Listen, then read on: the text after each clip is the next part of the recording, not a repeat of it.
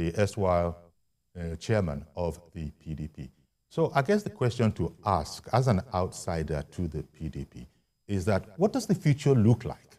Because I imagine there must be some reconstruction, rapprochement, all of those things must be going on. So where is PDP in a desolate place now?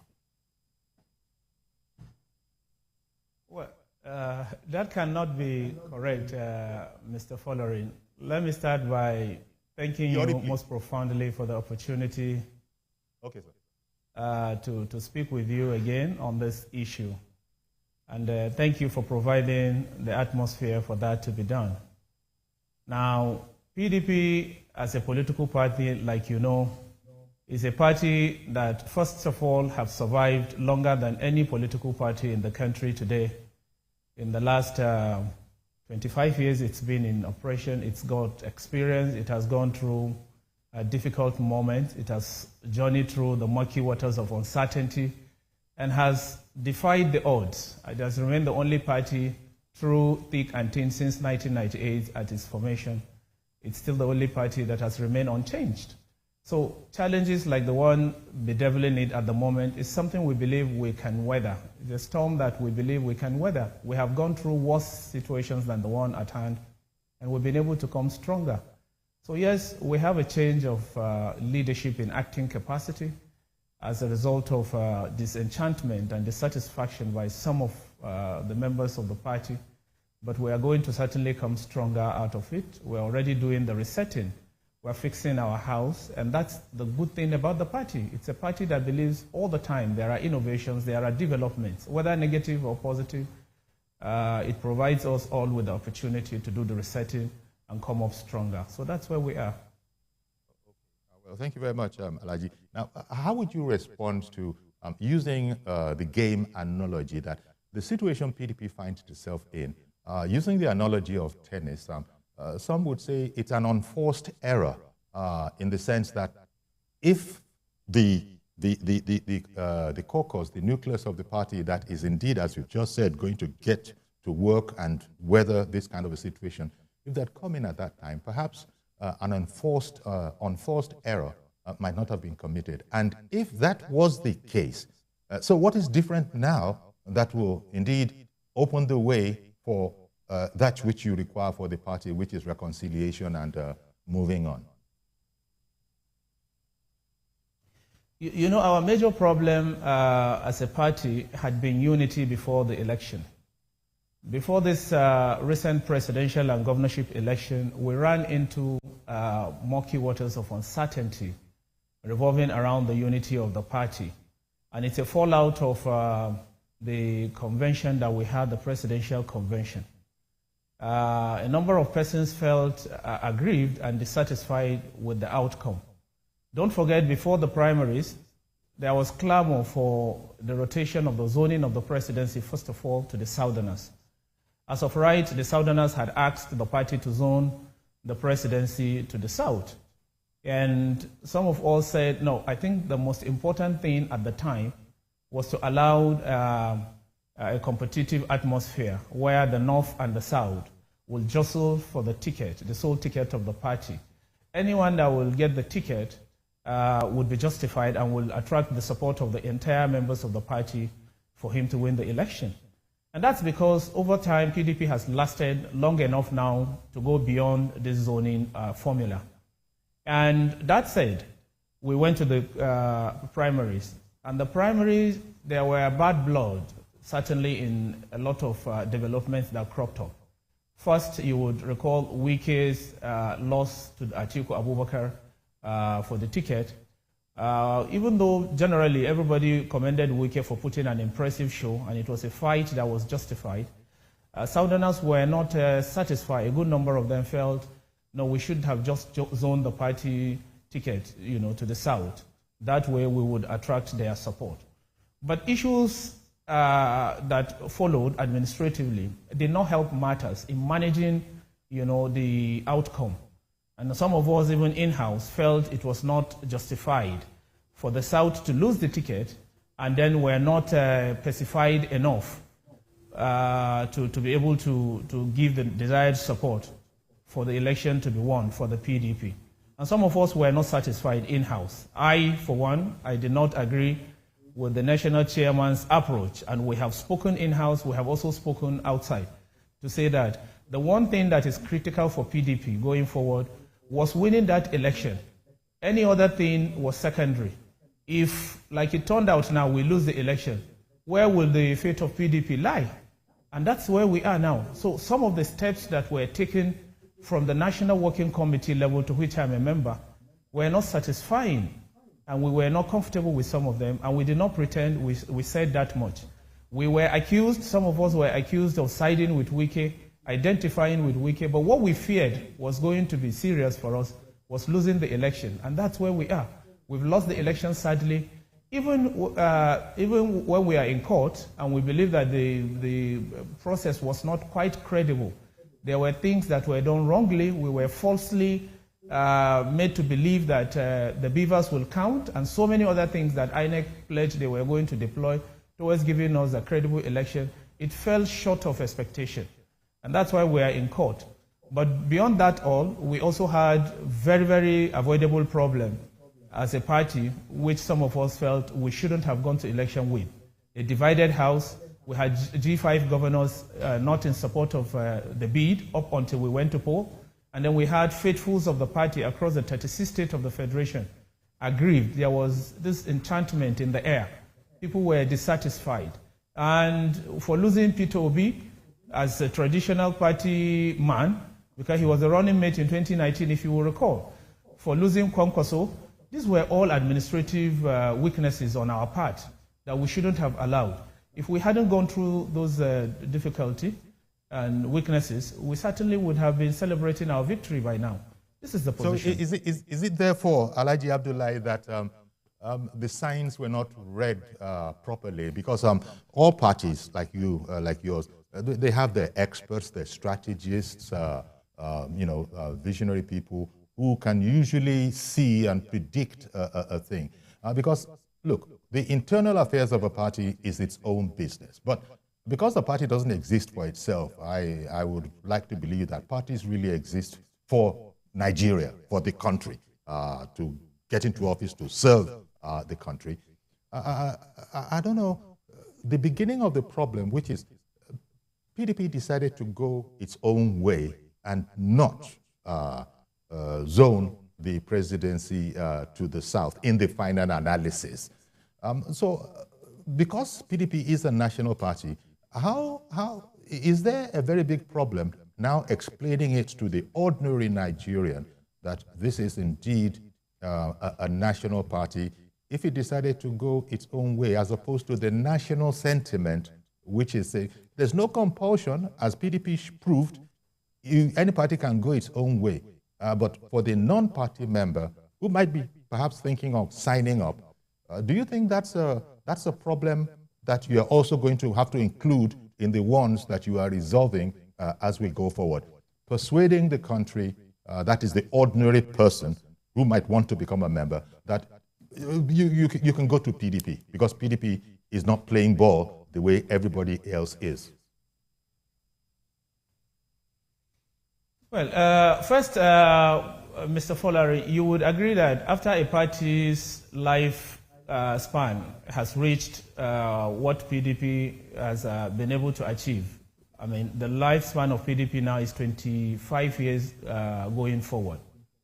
And it has ruled this country for a period of 16 years. It has governors from the southwest, from the southeast, from the south-south, and of course from the entire north. And over this period, it has come to be associated with the people. People love the party, and the party loves people. No political party as of today that has not metamorphosed into another political party since 1998, except the PDP. And for that reason, it is the only party that has defied the odds.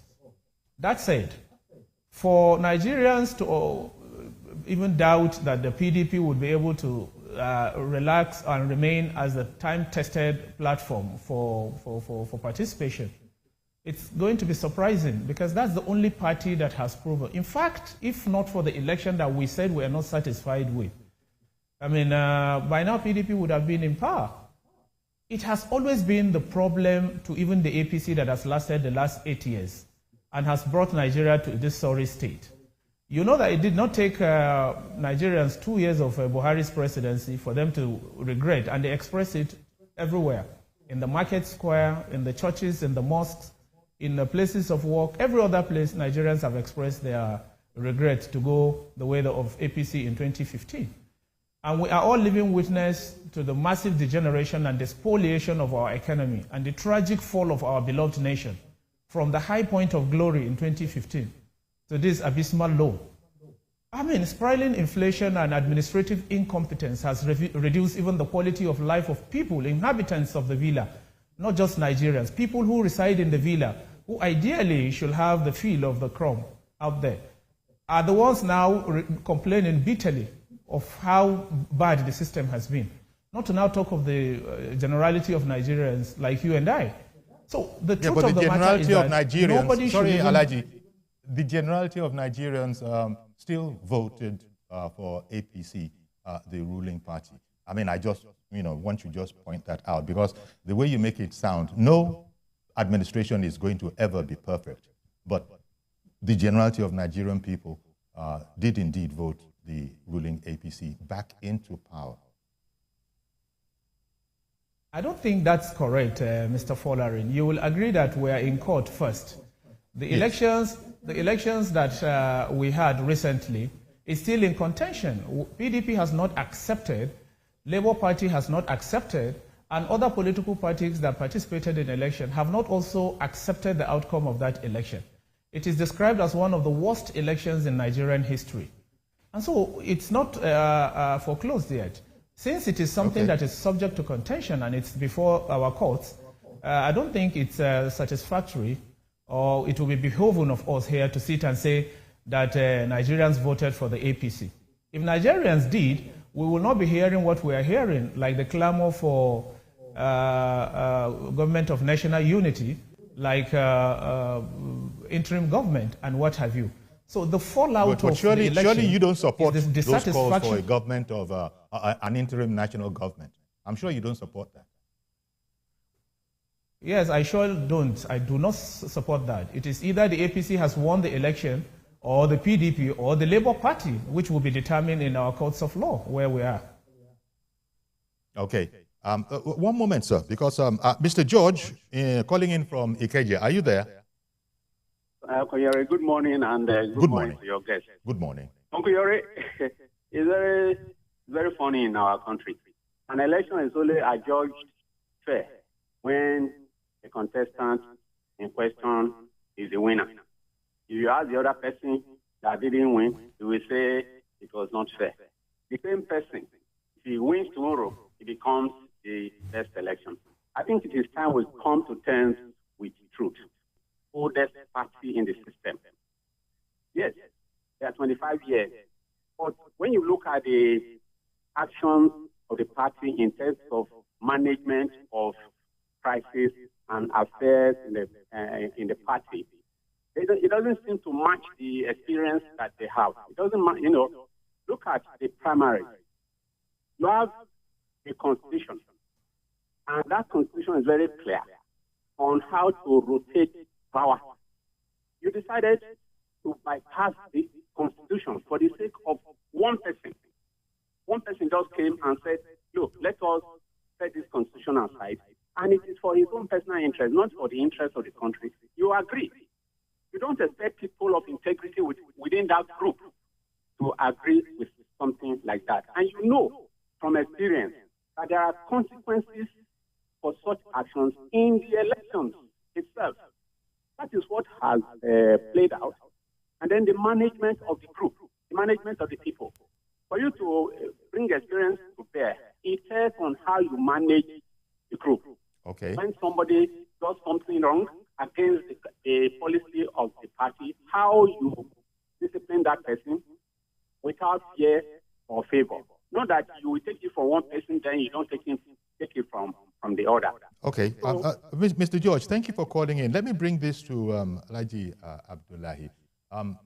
Considering the longevity of the party, how would you respond to the notion that, well, the implied experience didn't really show, considering the state that we're in now. Yes, I want to agree absolutely. It did not help us in the bid up to 2023 election. We honestly did not approach that election with a united and a common front. We were divided as NWC, that is the machinery that is responsible, for driving the affairs of the party. And that was the only problem that culminated in the loss of the election in the way we did. Because certainly there were a few things we should have done better. I agree, I said it at the onset. The experience that we thought we have and that we should have deployed in winning the election was not deployed. But like you will have on your screen, you could see how busy we have become since Umar Iliad Damagun has taken over in acting capacity. His Excellency has been part of the last administration of Yori Ayu, and he's a person that has sufficient experience in party management. And now with the innovations and resolutions and the advice that we have opened the House to take in, we are going to get it right. We just want to be done with the few elections that are before us, like the 2 governorship elections that are pending and some senatorial and federal constituencies. And then we will call for NEC. The NEC Executive Committee of the party will meet to take a postmortem of what happened, who did what, and why they did what.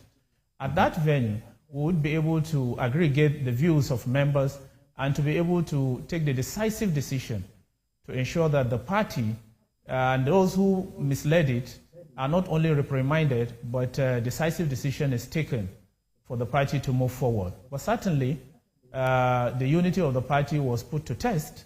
The cohesion that we need to win election was not there, and that disunity was responsible for the seeming disappointing results that we had out of the election. But I must clear something very quickly. The election, that is not an admission that we lost the election.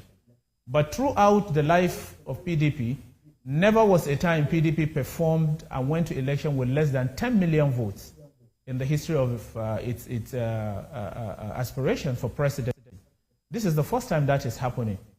But even when we are not satisfied with the outcome, we still believed that PDP should have done better than what it did if we had approached the election with a united front. All right. Thank you very much, Alhaji Abdullahi, especially for some of the forthright comments that you are making. Mr. Mohammed in Abuja is standing by. Good morning to you, sir. Good morning, Uncle Yori. Good morning. Yeah, I will repeat again, Uncle Yori. I don't know the politics of from 70s downward, but from 80s, I'm well aware, because then I'm a young boy. I know the politics of 70s up to now. But for somebody to come on air and tell us that this election of 2023, that people went on severe hit of cash front because of politics, they deny Nigerians their money. They put us in serious problem because of one person, that they think he has money, that if he uses money, he will win. But by the grace of God, the God that made this world, he now turned back and chose that person with 8-point-something million people voted. And somebody is telling me that Murisu and other PDP chairmen then that can declare election when people are voting on the field, those ones, they are clear winning. This one that people suffered is calling this election that is not fair. Let's be sincere to ourselves now. Is politics madness? Even if this election is in the court, let's wait for the court now before we now be our judge by ourselves. But somebody cannot say that this election is not free and fair, because you don't have the mandate. Somebody has been declared winner. You cannot just come on air and say that this election is not free and fair. Wait for the court to declare first. Since you say you are angry, you take the... Well, he has said that, unfortunately, for the party, the PDP lost that election. And this is without prejudice to the fact that they are in court, which is the orderly way to do things. But you said that this election is the worst election so far. That is what you said. Okay. All right then. Thank you very much for calling in, Mr. Mohammed. Mr. Abdullahi, you are our guest, and we did invite you, and it's because we want to know, we want to find out. And so we are not very likely to, take you on in a hostile manner. But whatever the guests, whatever the listeners do bring to the table, you might want to respond to, such as the case with Mr. Mohammed calling in from Abuja. He takes serious exception to your implying that there was anything whatsoever wrong with the victory of APC, and this does not mean that any party cannot go to court. Let me start by thanking you and commend your professionalism, Mr. Yori Folarin. I've always said that the dexterity and professionalism that you have brought to bear in your job is second to none. I have gone to virtually all the media organizations in this country. A moderator like you is yet to be seen, I must admit, and I'm not saying this to flatter you. I said this because the last time we spoke, you had Mr. Curtis Adigwa in studio. This same kind of disagreement ensued in the course of the conversation. But you were quick to remind him, and you quoted me verbatim. In fact, you went further to tell him that I was being hyperbolical. I remember this vividly. Every time I watch that video and discuss with people, I will be fair to you to say that this is exactly how to moderate, conversation. And today you have repeated the same thing by letting him know that I first admitted that we have lost the election, no thanks to our in-house disagreement. I also went further to say some of us did not go to that election satisfied with the approach and the steps that we have taken. I have gone further to say that we have been casted as pro-wikis within the NWC just because of our disagreement with the approach. Then I went further to say, even though we are not satisfied with the outcome, for which reason we are in court. And I went further to say that the election fell short of expectation. As long as he has lived, I've also lived in this country to believe that that election was the worst. How on earth will you have an election after assuring the international community and everybody? The chairman of INEC went to even Chatham House to expose our nakedness by telling them that this will work. But it turned out it did not work. Everything that he said he was going to do fell short of expectations. And then we resorted to the manual option. I mean, how long would we come as a nation and be truthful to ourselves? I am not sitting here to tell you that I have not accepted the announcement of the Federal Electoral Commission as having Tinubu, yes, Independent National Electoral Commission, as having Tinubu as the victor of that election. I've accepted as a Nigerian. But until it is determined, like he also agrees, in the court of law where we are, I will not be able to rest on my oars in describing the election as falling short of expectation. So that's just the position. Okay, Alhaji Abdullahi, thank you very much, and also for your very kind words. Let me bring on Mr. Ola now, also calling in from Abuja. Good morning to you, Mr. Ola. Hello, good morning, Uncle Yori. Good morning, sir. Yes, thank you very much. This is Ola calling from Abuja. Okay, go ahead, please. Hello, sir. Go ahead, please. We can hear you. Hello, can I go on? Yes, please. Go ahead. Okay, and I also greet the Deputy National Secretary in the studio. You see, first of all, let me put this forward. The fact that INEC declared that somebody was the winner of an election does not necessarily mean that, look, that was what transpired in the election. I still believe that, even though I'm a full-fledged Yoruba person, I still believe that I tried to not win that election. Do you understand? Wait, Mr. Ola, you're losing me. You're losing me, and I'm not talking about audio quality.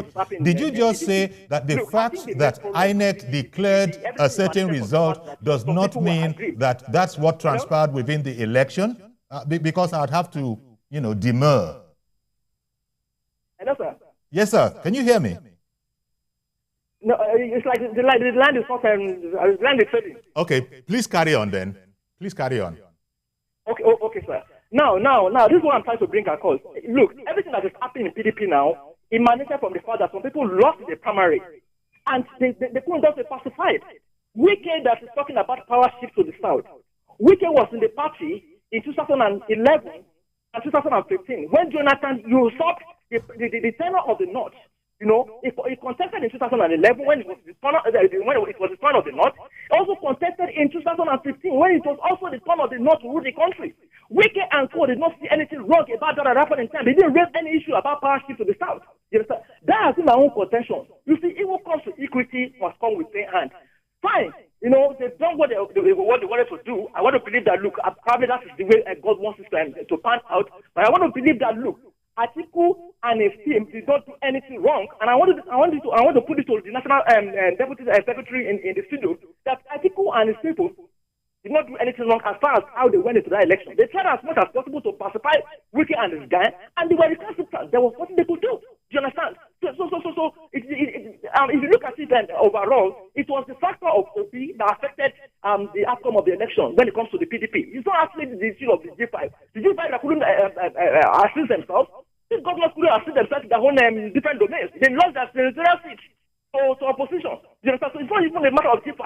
It is the OP factor. They broke its own constitution. They did not break any constitution. Okay. The last president in PDP, as of 2015, was a southerner. So it was not out of this world for them to ask power to go to the north part of the country. Let me just put it that way. Thank you very much, Yori. Thank you very much, Mr. Ola. Well, you put across your analysis of the situation. Quite frankly, there are aspects of it that were not too different from what Alhaji Abdullahi had also said. But I'll let him respond himself after this break. Alhaji Abdullahi, we've got to go off on a break. It won't be too long. We'll be right back. And then you can add your commentary to that, if you will. Stay with us, please. We'll be right back.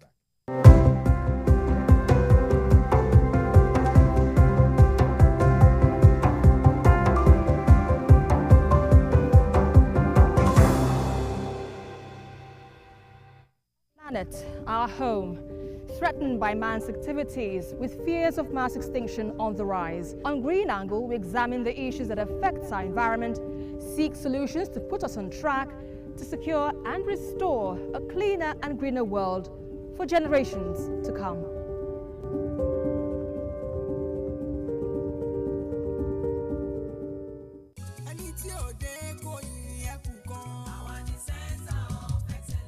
Lagos is the most visited state in Africa as the 5th largest economy on the continent. Covering the state and its government is no mean feat, it's a busy beat.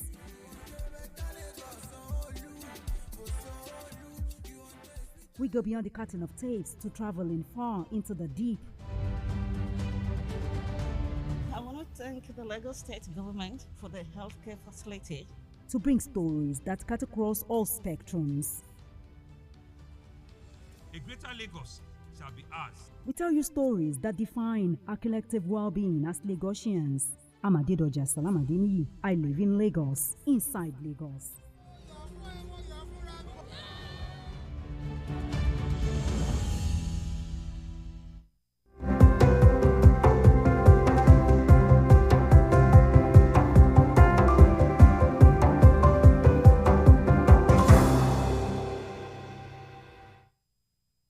Okay, welcome back. And our guest is Alhaji Ibrahim Abdullahi, Deputy National Publicity Secretary of the PDP. The PDP for a long time was the party in power, and then it lost power and has been scrambling since then.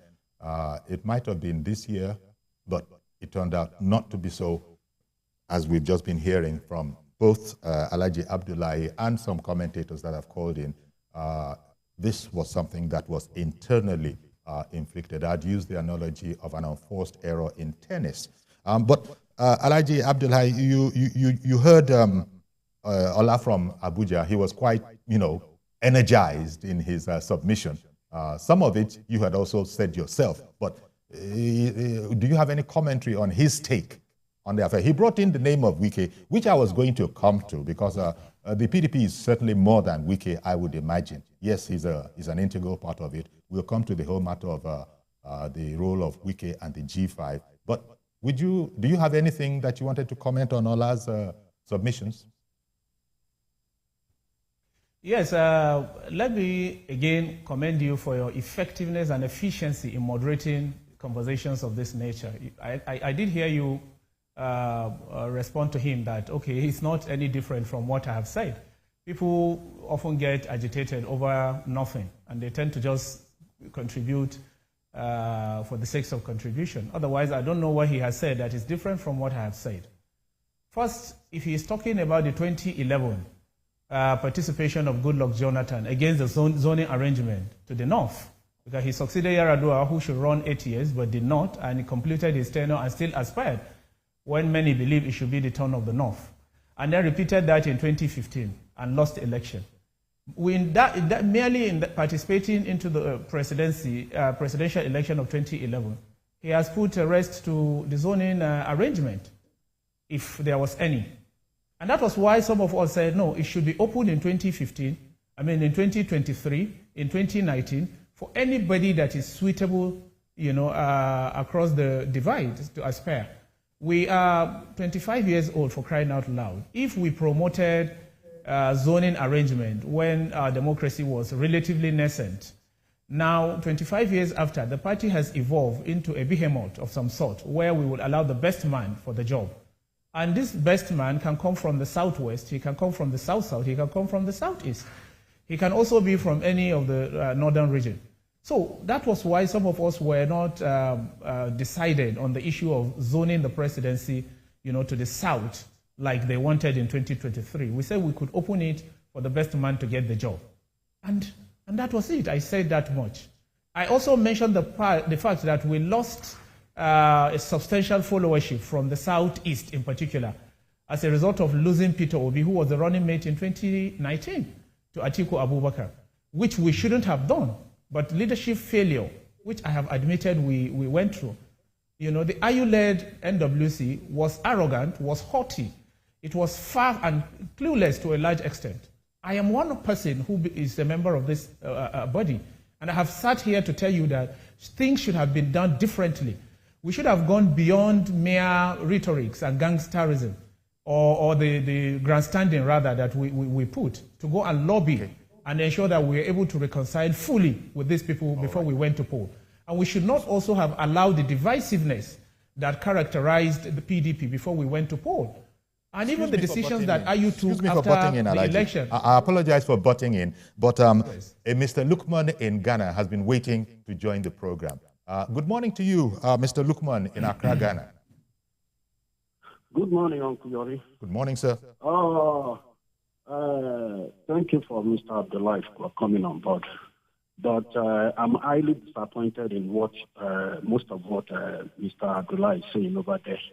As a leader in a country, as one of the executive member of one of the most biggest political party in Africa, I think most of them should be able to speak in a manner that they will put the country to the whole world with great integrity. When Mr. Abdullah is saying that the election is the worst, he needs to break it down for us. We conducted election in 176,600 polling units. They should be able to tell us the percentage of area that has irregularity. We did not have up to 1,760, which is 10%. So if we have problem in 10% of the irregularity and we had regularity in 90%, they are throwing away the 90%, and they are trying to rubbish the election with the 10% of the irregularity. That's been unfair to Nigeria and the INEC. Most of them refuse to speak about the beavers' activeness. Most of the governors that can easily win election in previous election that was conducted under PDP lost ordinary Senate election. And you are saying the election is the worst. Can you tell us what you mean by the worst? We should be able to define it. People should not come on national TV and just be putting out information without backing up with evidence and facts. That is so bad. You as a PDP leader are supposed to know that you will lose that election because you lost a man that delivers South-East, South-South, which is your strong goal. You lost him to Labour Party, which is Peter Obi. So how can you expect PDP to win? Even if you claim that the PDP, the G5 are not doing anything or they don't have any impact, what about OP? The 6 million supposed to be for PDP, and you lost that out. And people are saying, and INEC came out, said their server has been attacked 162 162 times on that day. And you expect them as well to still transmit the results. If at the end the server was being attacked, they read the elections through the server, you will still be blaming INEC. I think we need to be very, very careful. If Mr. Abdullah elects that and says, Mr. Yori, I'm bringing you 10,000 naira the next 20 minutes, and he lets that to the, and maybe he fell down, they rush him to hospital. Can Mr. Yori blame him that he didn't bring the money? Because he has made something else that is more ahead of the money he's bringing for you. Anything can happen at any time. But we must prevent the circumstance. That is what INEC did, that they couldn't transmit the report. Okay, Mr. Lukman, I want to thank you very much for calling in. Serious exception taking to your assertion, Mr. Alhaji Abdullahi, that this was the worst election. You could not back that up, according to that caller. And so how plead you?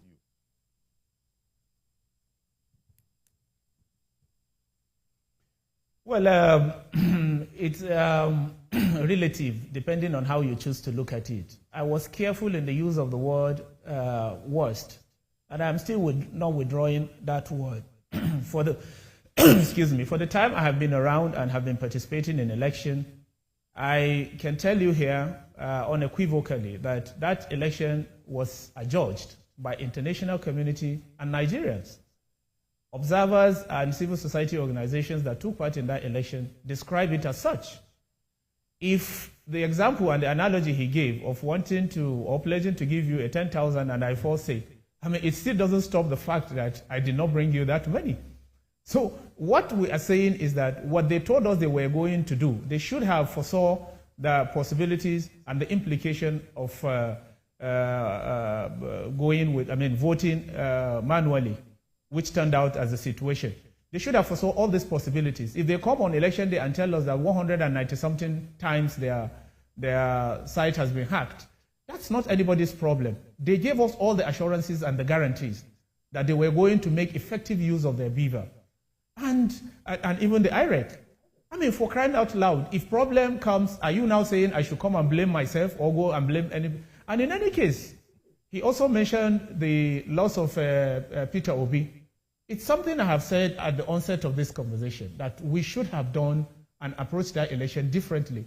We should not have allowed the remote and immediate causes that precipitated, the exit of Peter Obi out of PDP to go and float a political party as new as Labour, relatively 3 months in the race, and he's able to mobilize the number of votes in millions that the PDP and Atiku mobilized.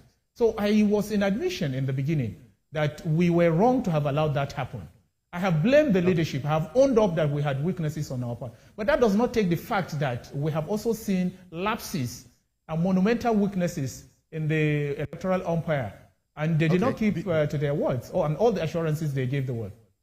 Okay, sir. Be that as it may, and as you said, the matter is in court.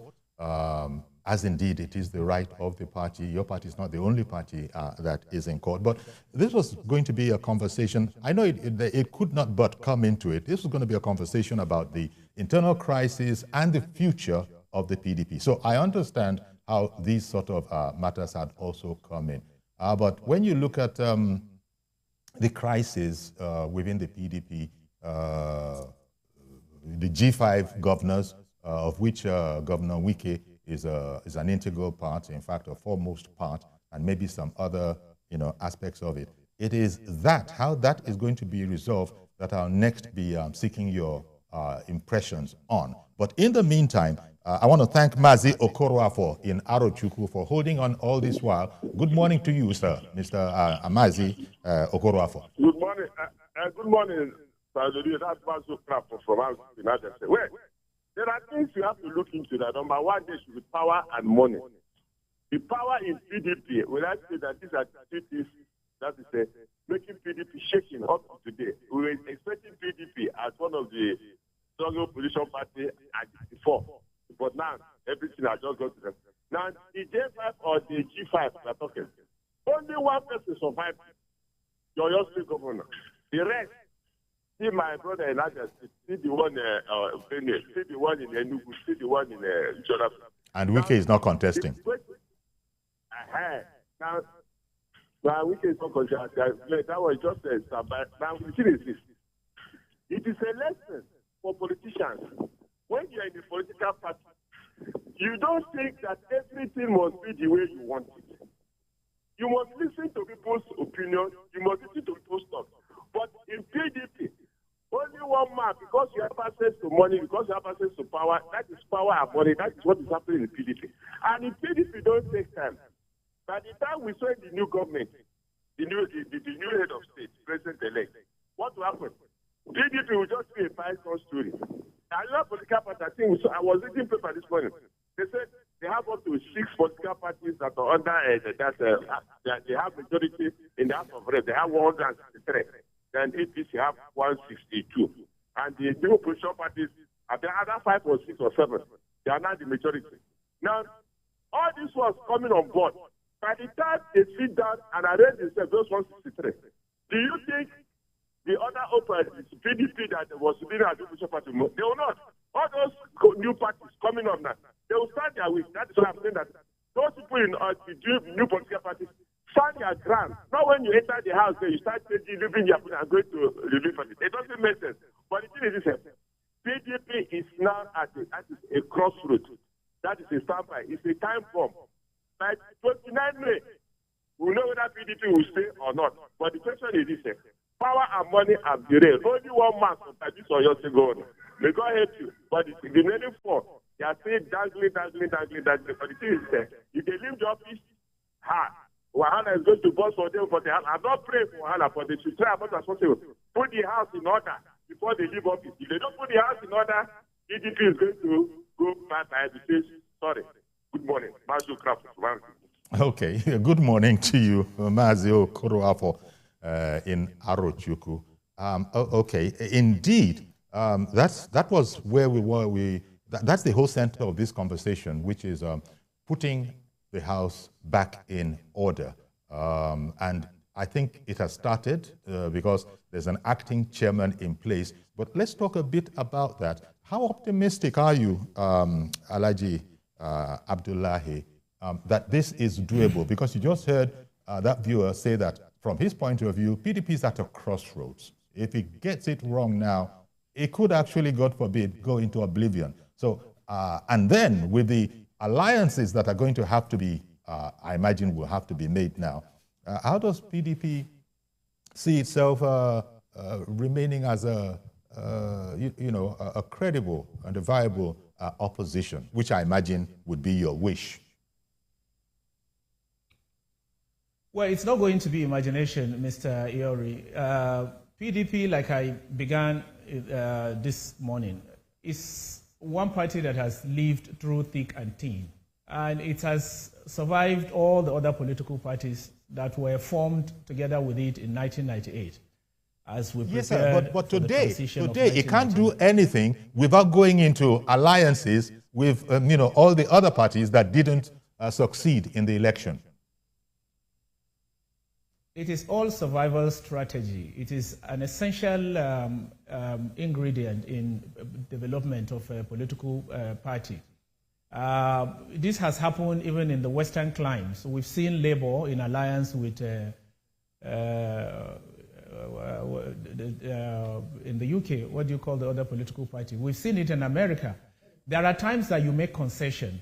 You partner with a political party to give you majority. It has happened in the First Republic. Zik went into alliance with his NCNC with the MPC. There are times that you just have trouble like the one we have at hand, and you would be able to take back in retrospect what are the problems, where you got it wrong, to be able to re-strategize for the days ahead. It is essentially what I told you. I did not pretend here, and I'm not about to do, that we have no problems at hand.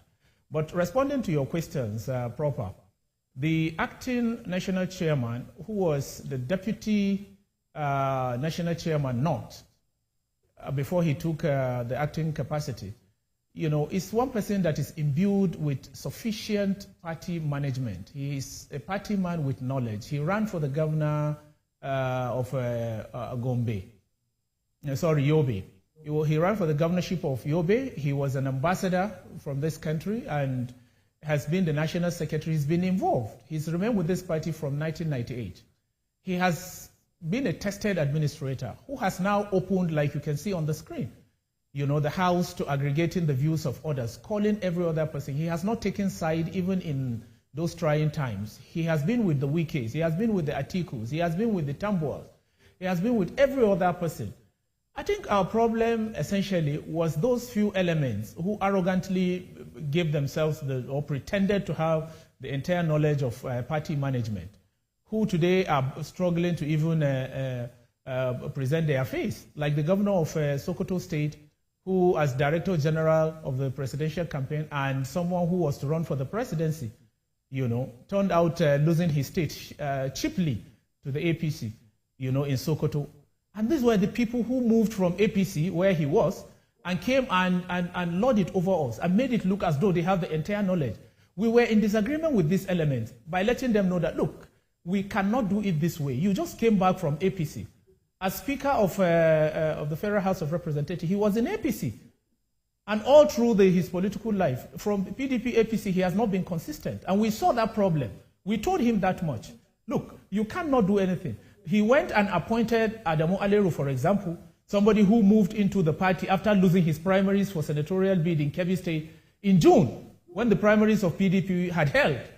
He lost in his own party of APC, and he came again to PDP and wanted the ticket after primaries have held for senatorial district. And these same people connived and gave him that leadership. They did not stop there. They gave him the leadership of the region. I mean, this was the same person who went in his disagreement with Kwankwaso in Kano State and led us to where we are. So we know the in-house problem, intractable problems that we ran into before the election. Let me bring in, maybe our final... I'm sorry to interrupt you. Let me bring in maybe our final caller, Mr. Yakub in Dokwemo. Good morning to you, sir. Yeah, Yori, good morning, sir. Thank you for calling in. And good morning to your guest. Is it, Yori, Nigerian citizens, we are not a fool. I totally disagree with your guest this morning by using the word of worst election that we have this time around. Because I personally have been participating in elections from Israel when we have a zero party. Since that time up to now, I've been participating in elections. The most credible election and fair election that we have ever had in this country is this last election. And then I stand to be corrected. And I have my reason saying that. If you could remember, in 2007, here in Ogun State, close to Lagos State here, it is a station whereby the people that was voting at that time are more than the registration of the people registered in that particular state. What can you say to that? See, what is the parameter your guests use to make sure the worst election in this country, especially whereby, have you ever seen before a sitting governor lost election before now? It has never happened. If it happens, you can count it by fingers. But this time around, a lot of incumbent governors, they lost the election. Maybe they want to go to Senate and all that. They lost. See, this has been the wonder. The BFAS that INEC put in place, it did the wonder because last time, I think in 2011 as well, in Delta State, mention 3 or 5 states in this country that pull out 1 million this time around. People are expecting Bonu, the almighty Bonu State, to give us, APC, to give us like 1 million plus. How did we get from that place? That's to tell you that this time around, real election happens. Okay. I get the point, and I'm sure Alhaji Abdullahi is also listening as well. Let me go to him so that I can get his response. And I want to thank you very much, Mr. Yakub, for calling in on the program this morning. Okay, we're running out of time, but we'll give you, sufficient time to air whatever your contribution is going to be on this.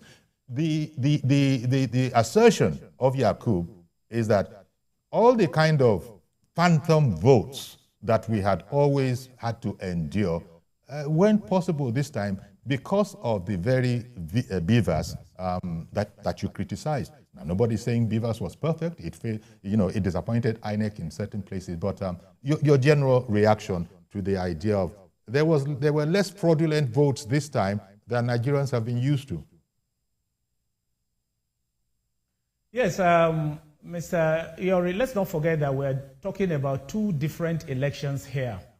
The ones he was able to give example were the governorship election that held 2 weeks later. In fact, over 2 weeks later, because they had to extend the timeline, to be able to improve on the credibility of the first election they held for the presidency. You will agree with me that the effectiveness of the beavers came to play during the governorship, not during the presidential. And the bone of contention here is the presidential election, which I told you we're not satisfied with, and I describe it as worst. The caller said in his own life he hasn't seen an election as credible as this. Is he also saying that he was not around when we had June 12th election that produced Chief MKO Abiola of blessed memory in this country in 1992-93? It remained the most credible election and the reference point, even to Yakubu, that oversaw the last election. They have made reference to that election of 1993. It still remains the reference point, not just in Nigeria, but in Africa, as the best and the most credible example of how to conduct election. But here you have people promising and pledging and taking as much resources as INEC has taken. All of us went to that election with the assurances it was going to turn out the best, on account of the assurances given to us by INEC. But it turned out short of expectation. And you expect us to come here and say, we are satisfied because your candidate emerged therefrom? No. We had our problem as PDP going into that election. But yes, the election was not credible, but that of the governorship that some people failed, which he cited as example, was a great improvement by far to what we had earlier during the presidential. Thank you.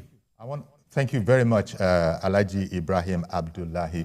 We're going to have to leave it here. I wish we could continue, but time is a despot on programs like this. But I want to thank you very much. Deputy National Publicity Secretary of the PDP was our guest this morning, Alhaji Ibrahim Abdullahi, in our Abuja studio. Thank you very much. Okay, so that's our program today. Please join us tomorrow for a fresh edition. I am Yori Folarin. Bye-bye for now.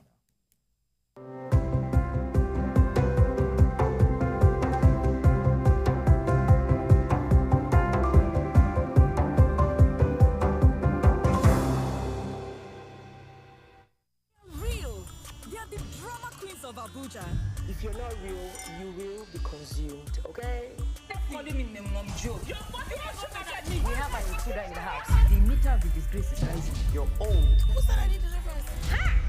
Deliverance! It wasn't me. She got me on the wasn't me. Arafat pulled me aside for a chat. No. The Real Housewives of Abuja, only on Showmax.